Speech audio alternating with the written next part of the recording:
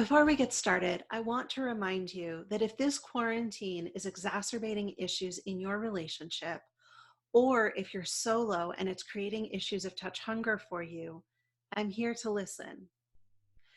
And we're also beginning to see some portions of our country and our world reopening, which creates a whole new set of stresses. So if you need somebody who can listen without judgment and who can help you to learn how to navigate and negotiate this new world that we're living in, I'm here to listen. Today you're going to meet Julia. She and her partner moved in with 3 housemates just a week before lockdown began in Canada. Let's get started. I am currently living with my partner and 3 other adults. We moved in on March 6th and went into lockdown on March 15th. And so we are navigating living, well, I specifically am navigating living with my partner's friends and having gone from living with just the 2 of us, my partner and I. Now we are living with other adults. So that's really interesting to figure out. Interesting. Yeah, there are so many levels, I think, or so many layers of different things that we're all trying to figure out. So not only are we figuring out how we work as a house and who we all are, but what the hell is happening in this pandemic and all the things that happen internally and externally on any given day. And then this week, my partner has a workplace injury and is on crutches. And so now instead of sleeping in the bedroom, he is sleeping on the couch in the living room. Yikes. Which means that I went from having a lot of physical contact with him and a lot of my touch needs being met to now anytime that I'm with him, other people are in the room. So are your touch needs being met, and are you feeling satisfied with the amount of touch you're having? I would say right now, no, I am not satisfied. Any time that I get to spend with him, usually other people are around because we live in a house with 5 people and people like to hang out in the living room. So my touch needs are not being met by my partner. And one thing I've definitely noticed during this pandemic time, my interest in any kind of sexy times has gone way down. But I definitely am craving cuddles and hugs and touching. And so I'll go sit beside my partner and just hold out my arm and wait for him to grab a part of it. Or I hold out my hand and do this and wait for an acknowledgement that my hand is near you and I'm asking for attention. Yeah. Or sometimes I'm like, I need attention. Pay attention to me. I try to not sound so whiny about it. Oh, I totally sound whiny about it when I say that. But I definitely do sometimes. Yeah. And I just acknowledge, I'm in my golden retriever phase. Pay attention to me. Oh my gosh, I'm golden. Oh my gosh, I need to use that. That's great. I just said that to my partner yesterday. I'm being a dog right now. I need you to pay attention to me. Stroke me, cuddle me. Yeah. So it's so interesting for me right now because I'm not interested necessarily in sexy times, but I am very interested in maintaining a connection and maintaining a physical connection of skin on skin contact. Mm-hmm. That is definitely what I'm missing at the moment.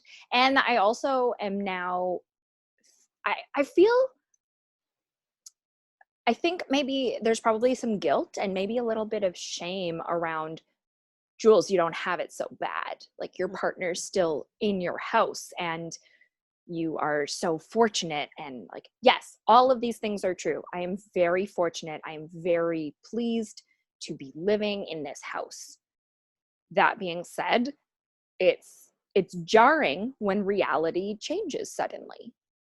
Yeah. And so I'm navigating that. Yeah.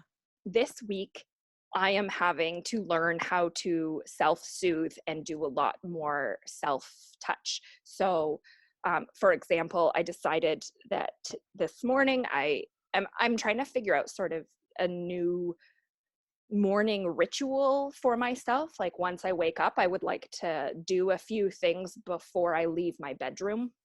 And one of those is that I am starting to moisturize my entire body before I put my clothes on.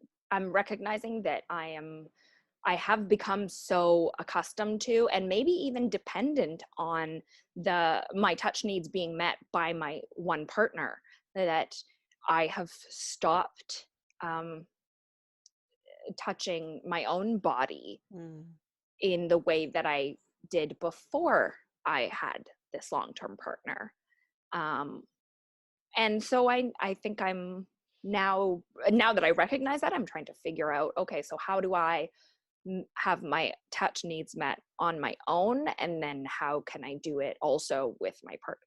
Let's talk for a minute about your relationship with your body. Prior to going into quarantine, what was your relationship with your body and with food?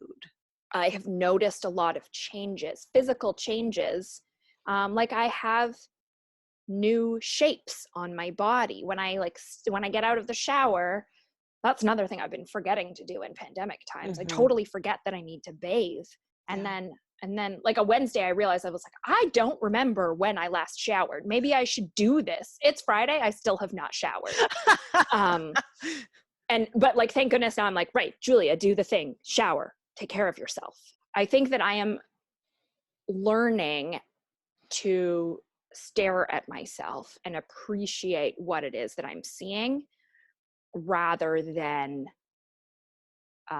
being really mean to myself about my body. My body image has changed significantly, and I am very aware of how I want my body to feel, how I want to feel within my body, and I don't feel that way right now. So I need to figure out some things that I can do now that will help me to be more in love with my body. Yeah.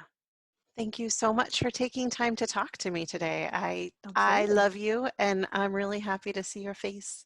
This was lovely. Thanks, Leah. Yeah. All right, I'm going to hit stop. If this video has been helpful for you, hit the thumbs up, subscribe to the channel, and leave a comment about how you're handling the quarantine. And if you're struggling with this lockdown, I want you to know that I'm here to listen. Go to the link on the screen to get information about my quarantine coaching special. Stay safe and healthy, and I'll see you again soon.